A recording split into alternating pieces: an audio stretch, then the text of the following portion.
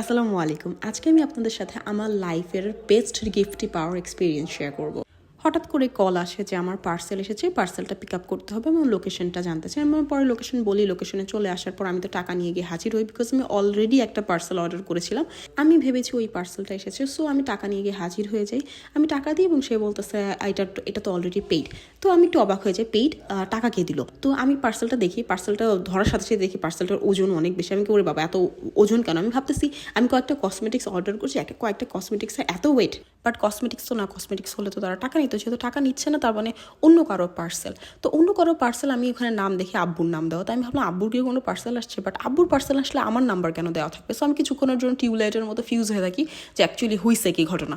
দেন কিছুক্ষণ পরে আমার মনে পড়ে, আরে আমার তো দি মিস্টিরিয়াস ম্যান থেকে বই গিফট পাওয়ার কথা ছিল, বাট গিফট যে এত দ্রুত এত জলদি চলে আসবে আমি কল্পনাও করিনি। সো এটা তো আমার জন্য পুরোই সারপ্রাইজিং ছিল। এবং সারপ্রাইজ, সব থেকে বড় সারপ্রাইজিং, আমি যখন এটা আনর্যাপ করি, আনর্যাপ করার পর দেখি এতগুলো বই এবং প্রতিটা বইয়ের মল আর চমৎকার সুন্দর। একটা বই প্রেমের জন্য এতগুলো বই একসাথে গিফট পাওয়া যে কতটা আনন্দের সেটা ভাষায় প্রকাশ করা যাবে না। আমি আমার লাইফে এখন পর্যন্ত এতগুলো বই একসাথে গিফট আকারে কখনো পাইনি। So thank you so much ভাইয়া, অ্যান্ড আই লাভড দ্য বুকলেটস।